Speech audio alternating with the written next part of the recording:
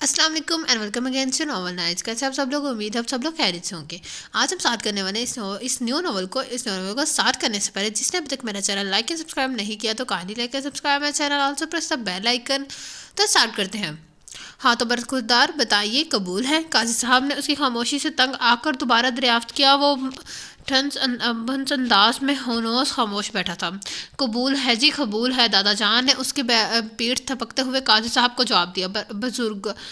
बुजुर्गवार आप खामोश रहें, मुझे बच्चे की रजामंदी चाहिए। उन्होंने दादा जान को खामोश करवाने के बाद दोबारा बच्चे को मुखातिब किया। हाँ तो बेटा बताइए, आप इस निकाह को कबूल करते हैं? बहुत तहम्मुल से उन्होंने फिर दरियाफ्त किया।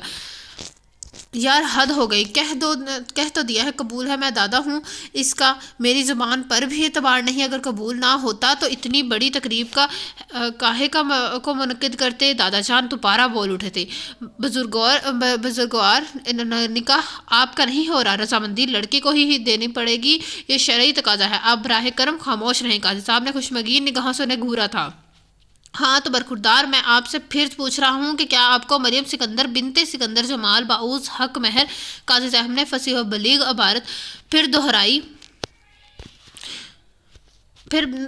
थी। कबूल है जी। उसने ठंडी सांस भरते हुए रजामंदी का इजहार किया। निकाह की कार्रवाई पूरी होते ही मुबारक सलामत का शोर मच गया। सबसे पहले तो दादा जान ने ही जोरदार वाद अंदाज में पीठ थपकी थी, फिर अवैस वालहाना अंदाज में गले मिलने आगे बढ़ा था।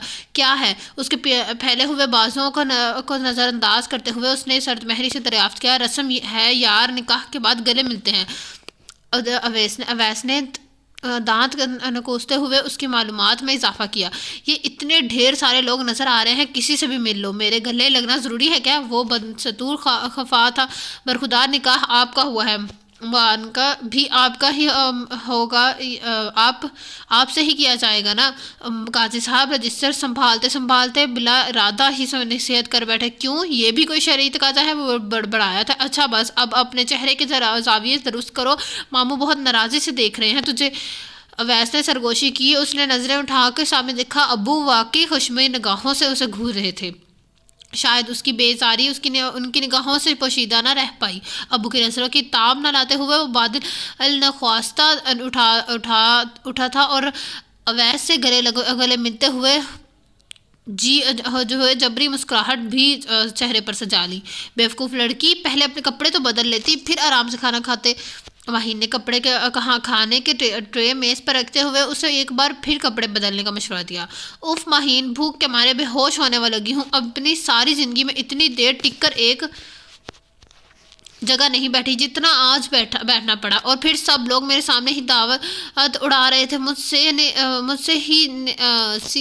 मुझसे किसी ने झूठे मुंह भी नहीं पूछा। सच्ची इतनी ज़बरदस्त खुशबू भी थी बिरयानी की, मेरे तो मुंह में पानी भर भर आ रहा था। उसे जल्दी से ट्रे अपनी जानिब खिसकाई। अच्छा मैं स्वीट डिश भी ले आऊँ? माहिर हंसते हुए बाहर चली गई और उसी लम्हे अंसर लाउंज में दाखिल हुआ। पहली नज़र उसी पर पड़ी जब दोनों पाँव और सोफे पर चढ़ाए एक हाथ में प्लेट थामे चावल डालने ही वाली थी। अभी कपड़े तब्दील करने की जहमत गवार नहीं की गई थी। खैर ये मानने की बात थी कि वो आज खासी खूबसूरत लग रही थी। कामदानी सूट, माथे पर नाजुक बंदियाँ, दोनों हाथों में ढेर सारी चूड़ियाँ, सलीके से किए गए मेकअप, उसने हुस्न को दो आदशा कर दिया था। एक लम्हा तो वो ठिठक कर रुक गया, गोया पहचान ही ना पाया हो। आओ अंसर, खाना खा लिया तुमने? वो अभी उसे देख चुकी थी जब ही बेतकल्वी से मुखातिब किया, हालांकि उसको देखकर दिल ने धड़कन मिस ज़रूर की थी। महीन कहाँ है? अंसर ने उसके सवाल का जवाब देने के बजाय संजीदगी से दरियाफ्त किया। मीठा लेने गई है, आती ही होगी। मरियम उसकी संजीदगी से पर हैरान तो हुई थी, मगर अगले ही पल आराम से जवाब देकर खाना खाने लगी। वह चंद लम्हा खड़ा रहा, फिर बिना कुछ बोले वापस पलट गया। अभी अंसर भाई आए थे, महीन ने आते ही के साथ ही पूछा। उसने इकरार में गर्दन हिला दी। थैंक गॉड, उन्होंने तुम्हें चेंज करने से पहले ही देख लिया।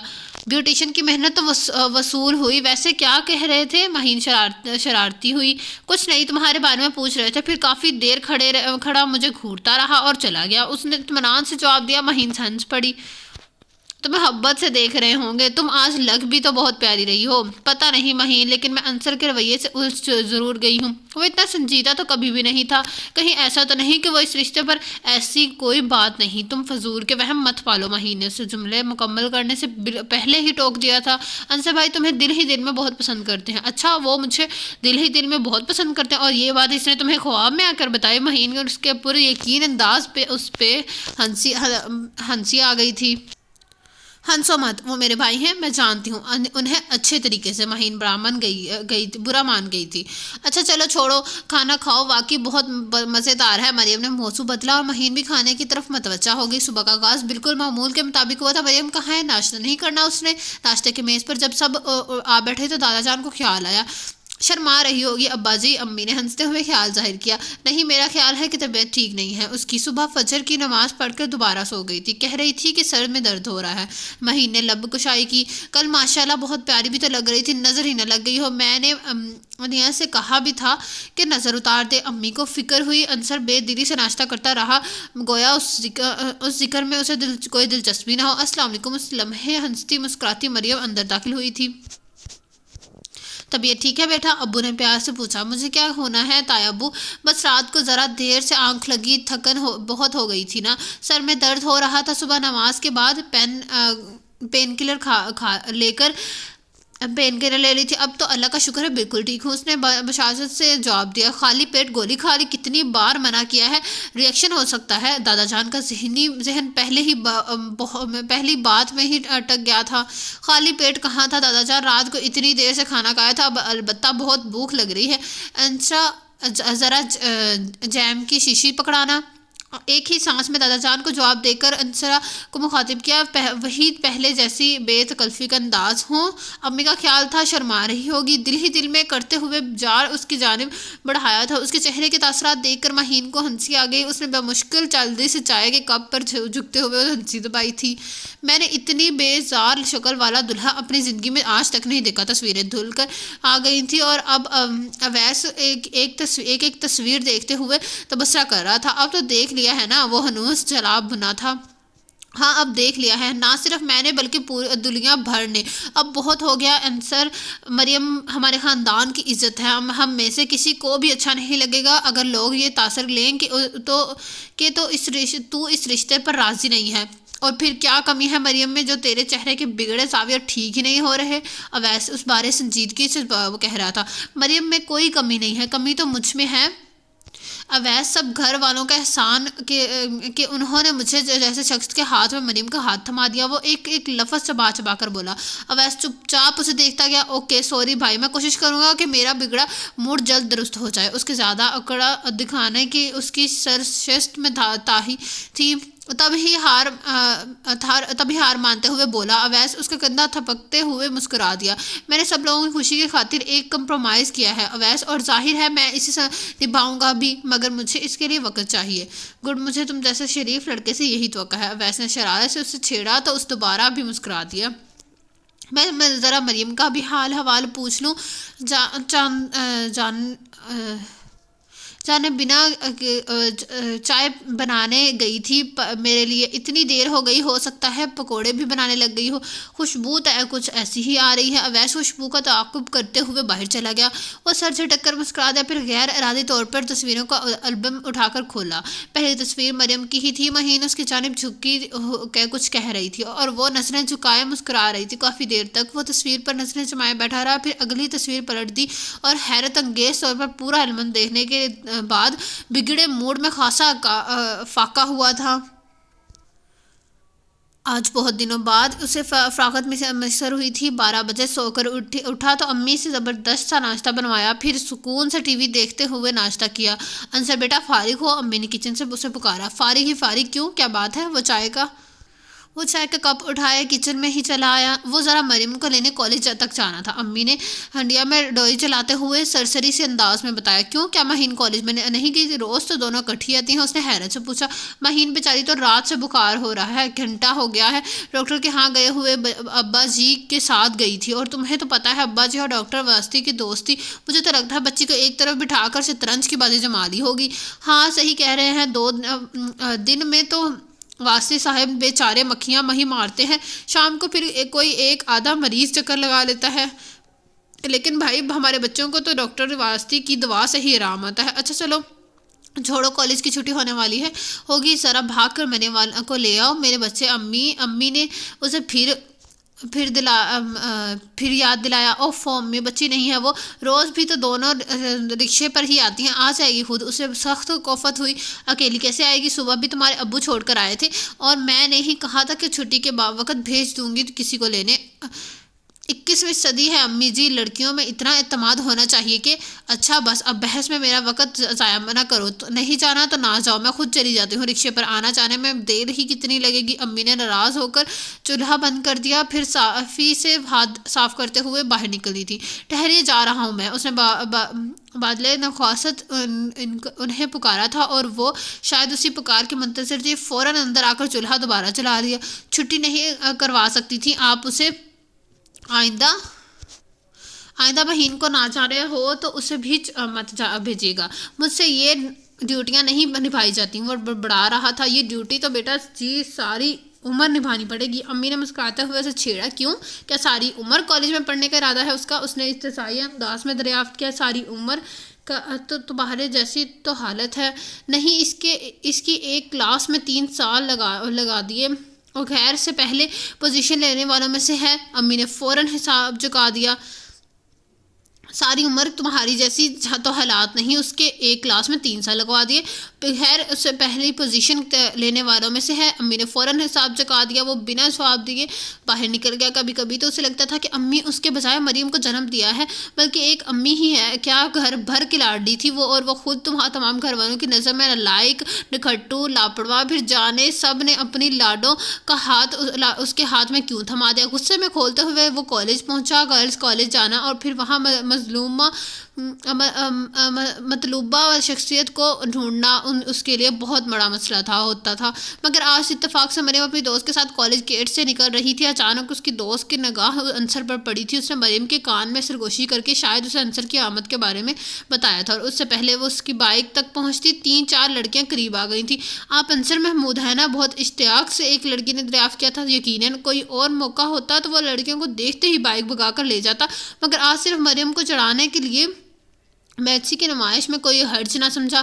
پھر جانے کیسے دیکھتے ہی دیکھتے لڑکیوں کا جمکٹا بڑھتا گیا۔ اس نے ایک نگاہ مریم پر ڈالی، جو بہت سکون سے فائل ہاتھ میں تھامے اس کے انتظار میں کھڑی تھی، اور اب وہ واقعی لڑکیوں سے پیچھا چھڑوا کر اس کے تک جانا چاہ رہا تھا۔ تھوڑی دیر کو چڑھانے لگا الگ بات، اور یوں اسے اپنے انتظار میں کھڑا دیکھنے بھی اچھا نہ لگ رہا تھا،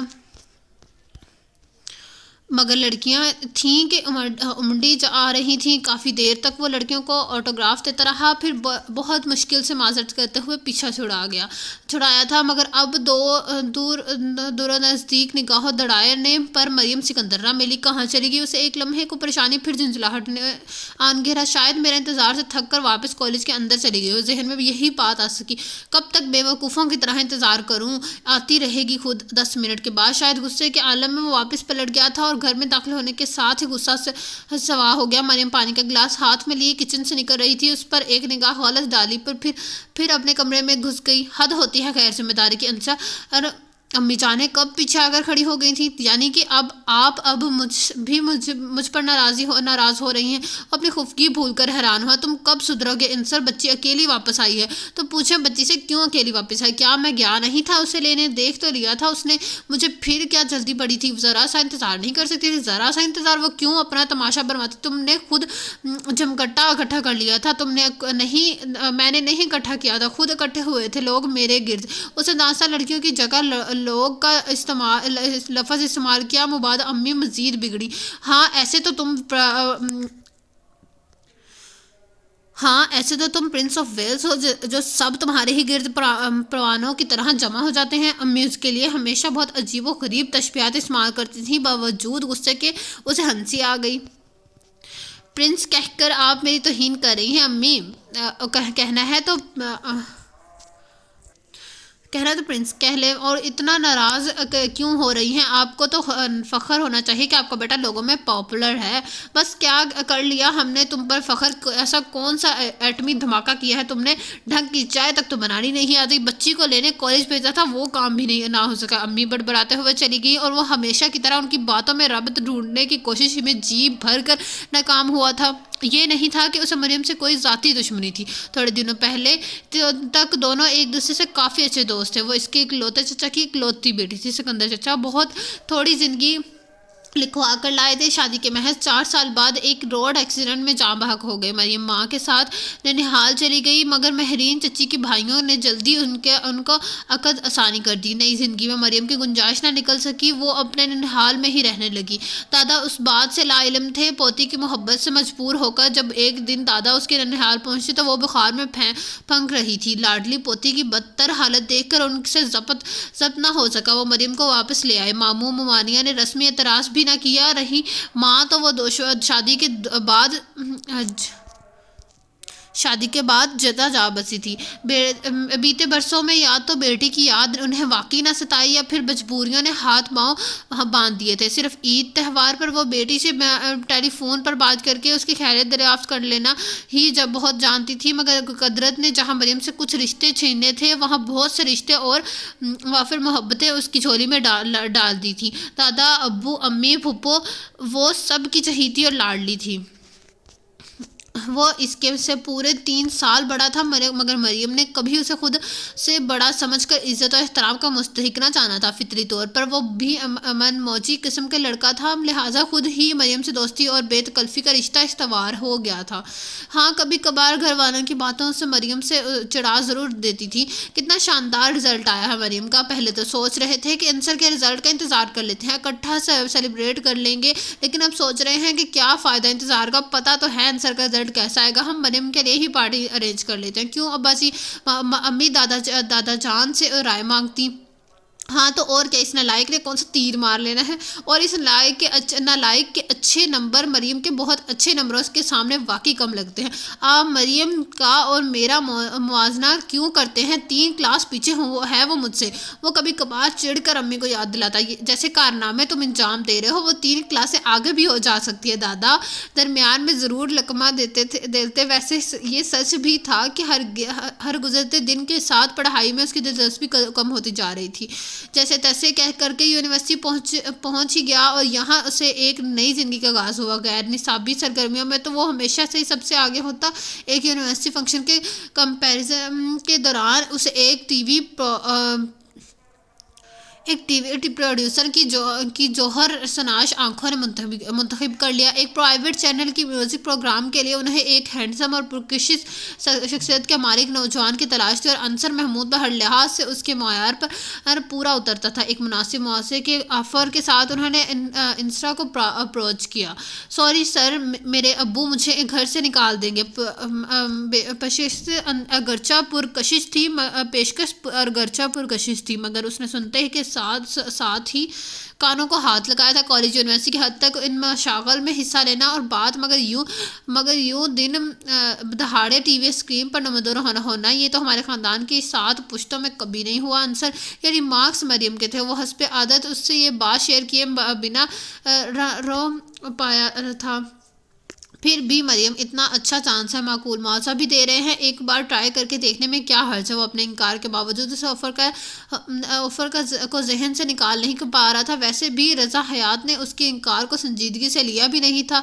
اچھی طرح سوچ کر جواب دینا، جواب اتنا گولڈن چانس زندگی میں ایک بار ہی ملتا ہے۔ تمہاری عمر کے لڑکوں کو تو کریز ہوتا ہے شہرت کا، بیٹھے بٹھائے سیلیبریٹی بن جاؤ گے۔ انہوں نے شہرت کا لالچ دیا۔ خیر، شہرت کی مجھے اتنی خواہش نہیں، بس ایک نیا تجربہ کرنے کی طبیعت میں چل رہی ہے۔ اسے مریم سے زیادہ خود کو یقین دلایا تھا۔ دیکھ لو انصر، یہ ایک ایسی دلدل ہے جو ایک بار اس میں پاؤں رکھ دے پھر وہ دھنستا ہی چلا جاتا ہے۔ تمہارا کریئر سب متاثر ہوگا، اس نے خلوص سے سمجھانا چاہا۔ ارے چھوڑو یار، تمہاری تعلیم، کیریئر اور مستقبل جیسے اس کے بغیر تو بہت روشن ہے نا۔ کیا تیر مان لو گے سیکنڈ ڈویژن میں ایم اے کر کے ماموں کے بزنس میں ہاتھ ہی بٹانا ہے نا، اچھا ہے عملی زندگی میں داخل ہونے سے پہلے کچھ انجوائے ہی کر لیا جائے۔ پھر بھی زاد اویس اور علی تو اس آفر پر ایسے خوش ہو رہے تھے جیسے انصر کی بجائے انہیں ٹی وی اسکرین پر آنے کا موقع مل رہا ہو۔ مہین بھی خوش ہو رہی تھی۔ سچ انصر بھائی اتنا اچھا چانس مس نہ کریں، میں اپنی سہیلیوں میں خوب شو ماروں گی، سو جوتے ماروں گا میں تمہیں۔ جو یہ بےہودہ خیال ذہن میں آیا بھی تو ابو کو بھی کچھ سن گن مل گئی تھی۔ وہ سو اپنی خفگی ظاہر کیے بنا نہ رہ سکے۔ میری تربیت میں کہاں کمی رہ گئی انصر، جو یوں مجھے بڑھاپے میں ذلیل کروا رہے ہو؟ امی نے بھی آپ دیدہ ہو کر شکوہ کیا۔ آپ تو ایسے کہہ رہے ہیں امی جیسے میں کوئی گھر سے بھاگ کر شادی کر رہا ہوں۔ وہ ابو کے بعد امی کے رد عمل پر بھی حیران پریشان رہ گیا تھا۔ ہاں اسی بات کی کسر رہ گئی، کر لو بیٹا جی، یہ ارمان بھی پورا۔ اس دن کے دیکھنے سے پہلے میں مر کیوں نہیں گیا؟ اچھا بھلا پچھلے سال ٹائیفائڈ بگڑ گیا تھا، اللہ نے کیوں دوبارہ زندگی دی؟ اب جوان اولاد کے پسند کی شادی کے لیے گھر پر لات مار کر چلی جائے گی۔ ارے مجھے بتاؤ تو صحیح کون ہے؟ پہلے ہی شک تھا کہ لڑکیوں کے ساتھ پڑتا ہے، کوئی پھانس لے گی، اکلوتا پوتا ہے میرا، کیا نہیں سوچا تھا۔ دادا الگ دہائیاں دے رہے تھے اس کے گھر کے لوگوں کے لیے، اس کے ذہن میں اپنی نفلی اپنا راگ سے بہتر کوئی اصطلاح سوچتی ہی نہ تھی۔ سو سر پر پاؤں رکھ کر جو بھاگا تھا انیسہ پھپھو کے گھر جا کر دم لیا۔ نرم خسر انیسہ پھپھو جو پورے خاندان سے مختلف تھی، بہت تحمل سے انہوں نے انصر کی بات سنی اور پھر بات بہت آسان سے اسے سمجھایا۔ بیٹا ٹی وی پر آنے میں کوئی قباحت نہیں ہے، کون سا تم لڑکی ذات ہو، تمہاری عمر کے ہی اتنے قابل بچے ٹی وی پر دکھائی دیتے ہیں۔ کوئی کرنٹ افیئرس کے پروگرام کی میزبانی کرتا ہے، کوئی ملکی حالات پر تبصرے کرتا ہے، اور تو اور خبریں پڑھنے والے ہی اتنے پڑھے لکھے اور قابل ہوتے ہیں۔ اگر ایسے آفر تمہیں بھی ہوئی تو مجھے یقین ہے کہ بھیا کی خوشی کا کوئی ٹھکانہ ہی نہ ہوتا۔ مگر گانوں کے پروگرام کی میزبانی، تم خود سوچو کہ کوئی ایسی قابل فخر بات تو ہے نہیں۔ اگر گھر والے منع کر رہے ہیں تو مان جاؤ۔ میں مان جاتا پھوپھو جان، بالکل مان جاتا، بلکہ میں خود گھر والوں کو بتانے سے پہلے ہی رضا صاحب کو انکار کر دیتا۔ مگر ابو امی اور دادا جان سب ایسا رد عمل ظاہر کریں جیسے رنگے ہاتھ کسی چور کو پکڑا ہو، اور جیسے یہ میرے دل میں چھپا کوئی برسوں کا ارمان ہو۔ نہ میری کوئی وضاحت سنی، نہ کچھ بولنے کا موقع دیا، بس ایک دم چڑھائی کر دی۔ اور یہ میرے ساتھ پہلی بار نہیں ہو رہا۔ میرے گھر والے مجھے ہمیشہ انڈر ایسٹیمیٹ ہی کرتے آئے ہیں، میں نالائق ہوں، لاپرواہ ہوں۔ اب تو سب کی نظروں میں کردار بھی مشکوک ہو گیا ہے، جیسے میوزک پروگرام کی کمپیئرنگ نہ ہوئی، کسی پشتو فلم میں اداکاری ہو گئی ہو۔ تشبیہات استعمال کرنے میں وہ بھی اپنے گھر والوں سے کم نہ تھا۔ انسیہ پھپھو کے چہرے پر مسکراہٹ دوڑ گئی۔ اور آپ خود سوچیں کیا قباحت سے ہے اس کام میں؟ چند گھنٹوں کا اتنا معقول معاوضہ دے رہا ہے، ٹائمنگ ایسی کہ یونیورسٹی کی کلاسز آف ہونے کے بعد ریکارڈنگ ہوگی۔ اور پہلے تو میں مان بھی جاتا، مگر اب یہ میری بھی انا کا مسئلہ ہے۔ زندگی میں ہر معاملے میں گھر والوں نے مجھے اپنی رائے ٹھونسی ہے، اور یہ مت پہنو، وہاں مت جاؤ، وہ لڑکا اچھا نہیں ہے، اسے دوستی چھوڑ دو، اس لڑکے کا باپ قابل ہے، اس سے دوستی بڑھاؤ، ان مضامین کا کوئی اسکوپ نہیں ہے، فلاں سبجیکٹ تمہارے لیے زیادہ بہتر ہے۔ پھپھو میں کوئی انسان ہوں یا موم کی گڑیا؟ وہ ٹھیک ٹھاک تپا ہوا تھا، لیکن میرے چندہ پھپھو نے پیار سے اس کی پیشانی پر بکھرے بال سمیٹے۔ نہیں پھپھو، آپ انصاف سے کام لیں، مجھے اس سے زیادہ آزادی مریم اور مہین کو ملی ہوئی ہے، وہ اپنا ہر فیصلہ اپنی مرضی سے کرتی ہے۔ مہین تو چلو امی ابو کی اپنی بیٹی ہے، وہ مریم کو بھی میرے اوپر اتنی کوفیت دیتے ہیں جیسے امریکہ انڈیا کو پاکستان پر اپنی عمر کے مطابق کوئی شوق جو میں نے پورا کیا ہو، بالوں کی کٹنگ تک تو ابو کی پسند کے مطابق کرواتا ہوں میں۔ اس نے اتنے دنوں سے دل میں دبی بھڑاس نکال دی تھی۔ تو پھر دیکھ لو، اتنے سارے لڑکوں میں سے ٹی وی پروڈیوسر کی نگاہ تم پر ہی کیوں پڑی؟ ماشاءاللہ اتنے ڈیسنٹ اور ڈیشنگ لگتے ہو، اس لیے نا پھپھو سے بچکا رہی تھی۔ یہی تو میں کہہ رہا ہوں کہ پھپھو جانے کے جب آج تک میں نے خاندان کی عزت پر ہٹنا لگانے والا کوئی کام نہیں کیا تو اب کیوں کروں گا؟ صرف 45 منٹ کے ایک پروگرام کی کمپیئرنگ لائیو ٹیلی فون کالز اور بس اپنے موقف پر ڈنا ہوا تھا، اور پھپھو ٹھنڈا سانس لے کر رہ گئی۔ تو بھیا کیا قیامت ہے 45 منٹ کے پروگرام کی کمپیئرنگ لائیو ٹیلی فون کالز اور بس؟ تو تم بھی بھتیجے کے طرف دار بن کر آ گئی۔ ہمارے خاندان میں پہلے کبھی کسی نے ایسا کام نہیں کیا، تو ہمارے خاندان میں کبھی کسی کو ایسے کام کے آفر بھی نہیں ہوئے۔ اب دادا جان، ابو یا امی نے تو گانوں کے پروگراموں کی میزبانی کرنے سے رہے۔ ماہین مریم کے کان میں بولی، اس کا وارڈ بھائی کی طرف ہی تھا جو ان خون سے جوان خون ہے۔ بھیا آپ کو اپنے اندر ہی لچک پیدا کرنی پڑے گی، ورنہ اس عمر کے بغاوت بہت خطرناک ہوتی ہے۔ اچھا موقع ہے یہ بات مان لیں اس مطالبے پر کہ وہ مستقبل میں آپ کی کوئی بات مان لے گا۔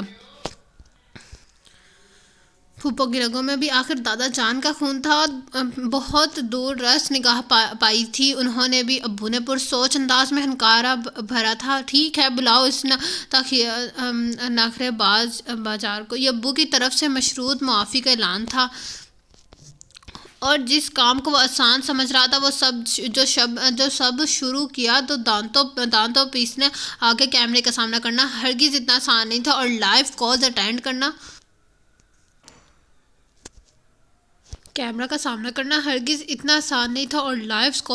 کرنا بعض کالز تو ایسی ہوتی تھیں کہ اس کے چھکے چھوٹ جاتے تھے۔ پھر آہستہ آہستہ فطری اعتماد غالب آتا گیا، کچھ ہی عرصے میں اس کا پروگرام کافی مقبول ہو گیا تھا۔ ابو نے اجازت تو دے دی تھی، مگر موڈ ایک عرصے تک خراب رہا۔ دادا کی بڑبڑاہٹیں بھی کافی دن جاری رہیں۔ امی خیر اب ناراضی وغیرہ بھلا کر بہت شوق سے چشمہ لگا کر اس پروگرام کو پورے 45 منٹ تک دیکھتی تھی۔ مہین کی خوشی کو بھی کوئی ٹھکانہ نہ تھا۔ اس کی خواہش تھی تو یہ کہ انصر اسے کالج چھوڑ کر آئے، اور فرمائش ہوتی تھی تو یہ کہ انصر اسے کالج سے لے کر آئے۔ اور پھر ان دنوں جب وہ بہت اعتماد سے اپنے پروگرام آگے بڑھا رہا تھا، ایک لڑکی کے کالج سے تنگ کرنے لگی۔ اس کا مقصد فرمائش کر کے گانا سننے سے زیادہ انصر محمود کو تنگ کرنا ہوتا تھا۔ آپ کو پتہ ہے اب کی شکل کس سے ملتی ہے؟ وہ ایسے سوالوں کا عادی تھا، مثلاً آپ یقین کریں آپ لوگ بالکل میرے ماموں سے ملتے ہیں، یا پھر یہ کہ میری امی کہتی ہیں کہ انصر کی شکل دیکھ کر مجھے اپنا رامز یاد آتا ہے۔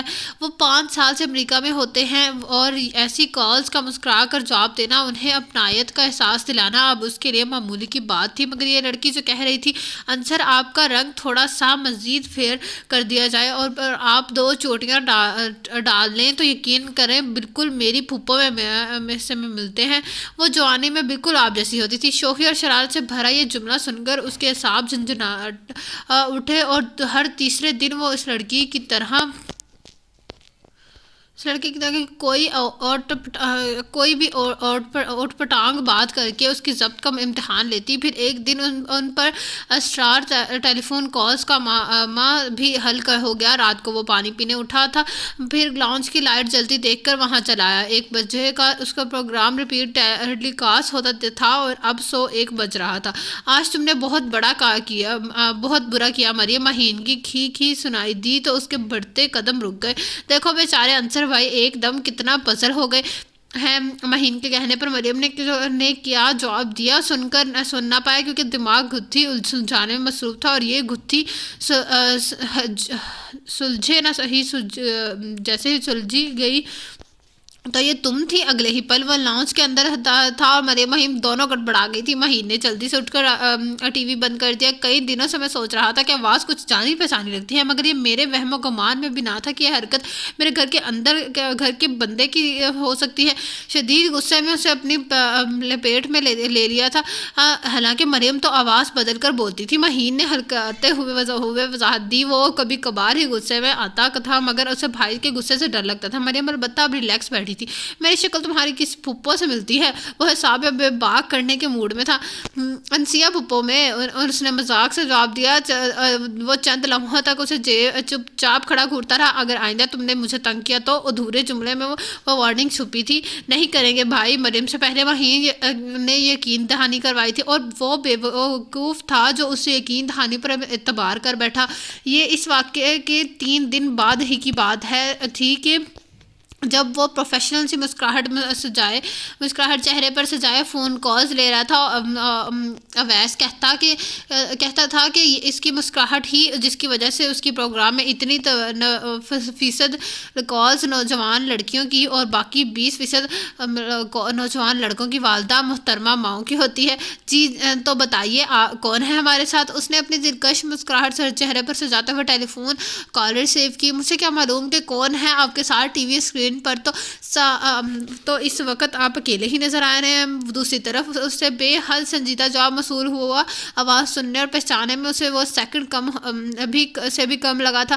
Not again. وہ دل ہی دل میں بے بسی سے بولا. آج پتہ نہیں وہ اس کے ساتھ کیا کرنے جا رہی تھی. اچھا تو کیا کرتی ہیں آپ؟ اس نے مجبوراً سوال دہرایا حالانکہ اچھی طرح جانتا تھا کہ فون کی دوسری طرف شخصیت کچھ کرتی رہے ہے. آپ نے میرا نام تو پوچھا ہی نہیں. جو آپ کے بجائے شکوہ موصول کیا. اوہ سوری. تو آپ خود وہی بتا دیجئے. کیا یہ بتاؤں کہ میں کیا کرتی ہوں؟ بھولین سے پوچھا گیا. نہیں پہلے نام بتا دیجئے. وہ ضبط کے آخری حد پر تھا. مہر النساء میں کتنی کسے تھی اس آواز میں.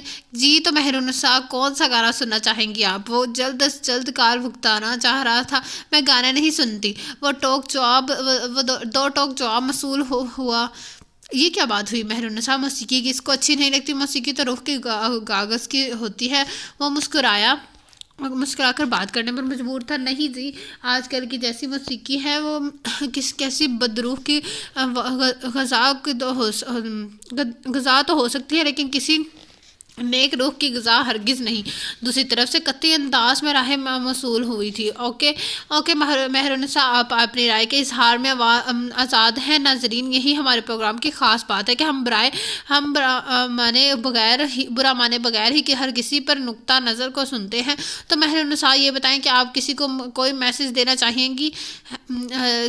وہ جلد از جلد کال بتانا چاہ رہا تھا. جی بالکل میسج تو دینا ہے. وہ معنی خیز انداز میں ہنسی تھی. کسی جانے خدشے کا سر کا دل زور سے دھڑکا تھا. ہیلو آپ سن رہے ہیں نا مجھے؟ جی بالکل مہر النساء آپ جلدی سے میسج دیجئے.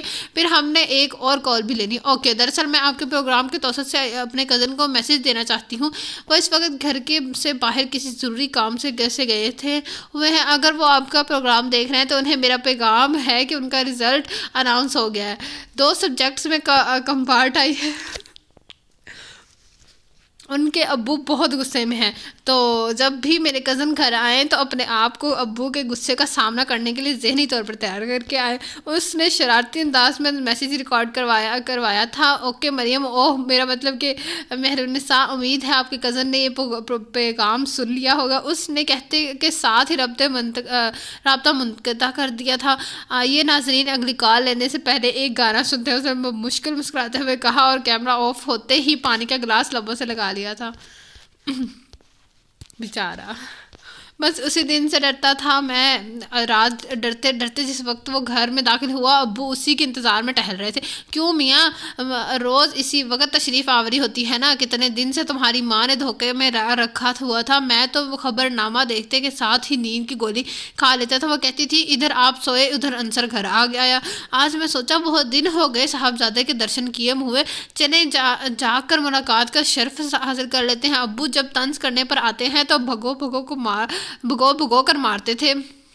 میں ابو بس وہ آج وہ ہلکا گیا. صبح کچھ امید بندی تھی کہ چلو صاحبزادے نے جیسے تیسے ہی صحیح ماسٹرز ڈگری تو حاصل کر لی ورنہ مجھے تو پوری امید تھی کہ وہ 2-4 سبجیکٹس میں لڑکے پڑے ہوں گے مگر ہماری اس قسمت کہاں ایسی قسمت کہاں کہ اولاد کی طرف سے سکون کا سانس مل سکے. وہ جانے کیا کیا بول رہے تھے مگر اس کا دھیان پہلے فکرے میں ہی ٹک گیا تھا. میں پاس ہو گیا ابو. اس نے ڈرتے ڈرتے تصدیق چاہی تھی.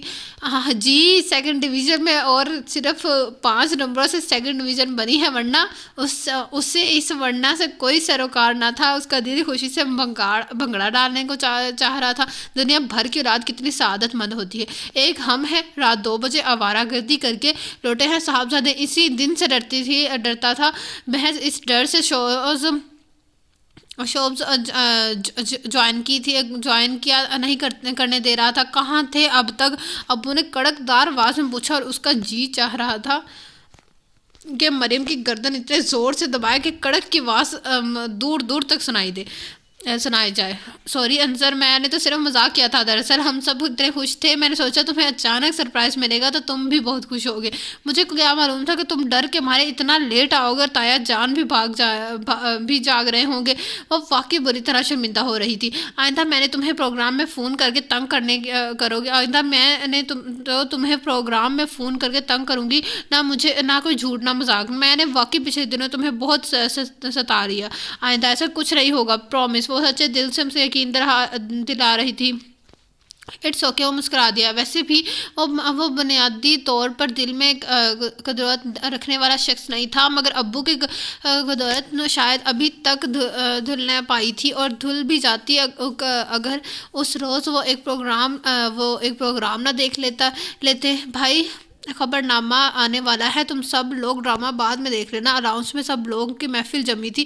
جب ابو اندر آئے، آپ کو تو روز خبر نامے کی پڑی رہتی ہے، آج کوئی نئی خیر نہیں ہے. امی نے فیصلہ کن انداز میں اطلاع دی تھی. کیوں بھائی، آج کسی خوشی میں خبروں کی ہڑتال ہوئی؟ ابو کا موڈ خاصا خوشگوار تھا. آج انصر کا اسپیشل شو آئے گا بھیا. انیسہ پھپھو بھی آج اتفاقاً اسی کے گھر آئی ہوئی تھی. اطلاع انہوں نے ہی خوشی بھائی کو سنائی تھی. ہاں بھائی صاحبزادے مشہور ہو گئے ہیں، اور کل ڈاکٹر واسطی کے کلینک جاتا ہوا تو پڑوس کی مسز زاہد اپنی والدہ کے ساتھ آئی ہوئی تھی. انہوں نے اپنی والدہ سے میرا تعارف یہ کہہ کر کروایا کہ میں انصر کا باپ ہوں.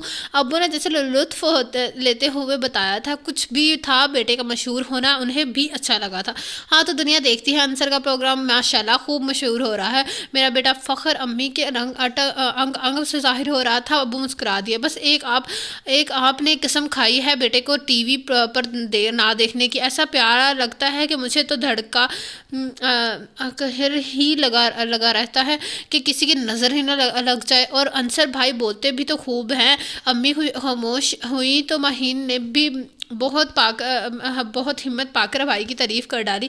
بھائی میرے بھتیجے کی پرسنالٹی ہی اتنی شاندار ہے، کل کے اخبار میں بھی اس کے شو کی خوب تعریف آئی تھی. انسی پھپھو کیوں بھتیجے کی تعریف میں پیچھے رہتی؟ مہین میرا چشمہ تو لے آؤ بیٹا، پروگرام شروع ہو گیا ہے. امی نے مہین کو دوڑایا تھا. چلو آج بھی ہم بھی دیکھ لیتے ہیں تمہارے بیٹے کا پروگرام. ابو خبر نامے کی قربانی دیتے ہوئے پروگرام دیکھنے بیٹھ گئے. آج کا پروگرام معمول سے ہٹ کر تھا. چینل کی سالگرہ تھی اور مشہور گلوکار اور اداکار اکٹھے یہ سالگرہ منا رہے تھے. کمپیئرنگ کے لیے چینل والوں کے پاس انصر محمود کے بہت بہتر چوائس اور کوئی نہ تھی. ہاں پروگرام میں رنگینی پیدا کرنے کے لیے ایک فیمیل ہوسٹ بھی ساتھ چپکا دی تھی، اور وہ واقعی پورے پروگرام میں انصر محمود سے چپک کر بیٹھی رہی. پروگرام میں تو رنگینی پیدا ہوئی یا نہیں، مگر یہاں لاؤنج میں سنگینی ضرور پیدا ہو گئی تھی. سلیو لیس شرٹ، کھلے گلے اور انتہائی فٹنگ والی شرٹ پہنے یہ کمپیئرنگ ہر 2 منٹ بعد ہوئی. بے تکی بات کرتے ہوئے انصر کی جانب جھک کر کہہ لگاتی. اس کی بے باکی نے انصر کو بھی خاصا کنفیوز کر دیا تھا. اسٹوڈیو نے کیمرے کا سامنا کرتے ہوئے ٹیلی فون کالز لینا، فرمائش کے مطابق ویڈیو لگوانا اور بات تھی، مگر اس ہوش بادو شیزا کو آج ویڈیوز کے سمیت برداشت قطن الگ تجربہ. خیر نامہ والا چینل تو لگانا. مریم شام کی خبروں میں بتا رہے تھے کہ کہیں کوئی دھماکہ ہوا ہے. انیسہ پھپھو نے ہی ہمت کرتے ہوئے چینل بدلوانے کی کوشش کی. صبح کی خبر میں آ جائے گی صبح کے اخبار میں آ جائے گی خبر. ابو ٹھنڈے ٹھار لہجے میں بولے تھے.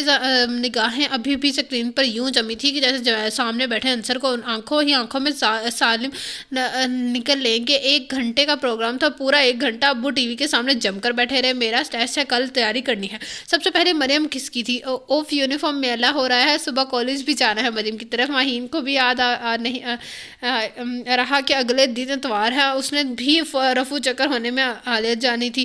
ذرا ابا جی کو دیکھاؤں, پتہ نہیں بلڈ پریشر کی دوا لی بھی ہے یا نہیں. کہہ رہے تھے کہ وہ 2 دن سے سر میں درد محسوس ہو رہا ہے.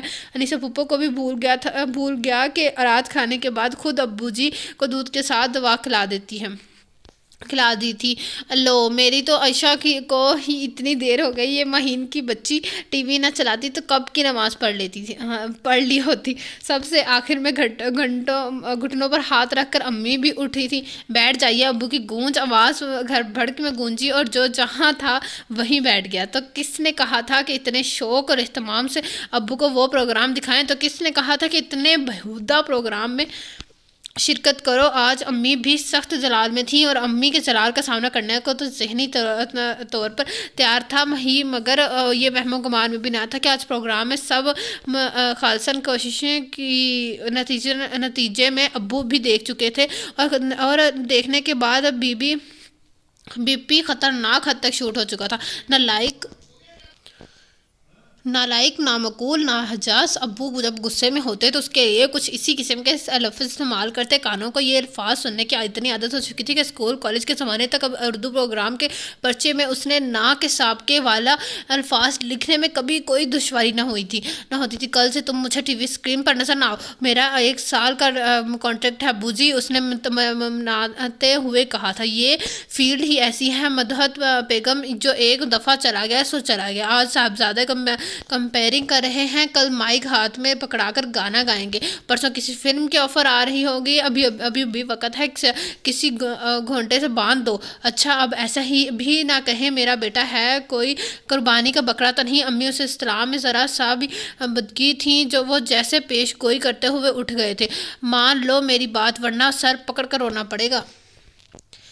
ایک پروگرام کی اتنی کڑی سزا. وہ امی کی بات سن کر سر پکڑ کر بیٹھ گیا. اسی کو کہتے ہیں کہ کڑے کوئی اور بھڑے کوئی. نہ وہ بٹاخہ آپ کے ساتھ بیٹھتی, نہ آپ کو یہ سب سننا پڑتا. مہین نے ہمدردی کی. میں سب کچھ سننے پر تیار ہوں, مگر خدارا ابھی میرے ہاتھ پاؤں مت باندھے. ابھی میری عمر ہی کیا ہے امی, اس عمر میں تمہارے ابو کی گود میں تم آ گئے تھے. امی نے جتایا. لے, یہ قصور بھی میرے کھاتے میں ڈال دیں. وہ خفا ہوا. اچھا بس میں نے کہہ دیا کہ اگر تمہاری پہ کوئی پسند ہے تو چپکے سے مجھے بھی بتا دو, پھر نہ کہنا کہ امی نے اتنے اہم معاملے میں میری مرضی ہی نہیں لی. اب کہہ رہی ہوں کہ پسند بتا دو مجھے, پسند بتا دو. جب پسند کرنے کے دن تھے تو دھمکی دی تھی کہ خبردار کسی یونیورسٹی فیلو کو پسند کیا تو مجھ سے برا کوئی نہ ہوگا. ہاں تو اور کیا, یونیورسٹی پڑھنے جاتے تھے یا لڑکیاں ڈھونڈنے؟ ایسی تربیت تو میں نے تمہاری کی نہیں تھی امی. تو یہ تھا آج کے ناول کا فرسٹ پارٹ کا اینڈ. انشاءاللہ اس ناول کا سیکنڈ پارٹ پڑھیں گے ہم کل, اور آپ لوگوں سے ملاقات ہوگی کل اس ناول کے سیکنڈ پارٹ سے. اللہ حافظ.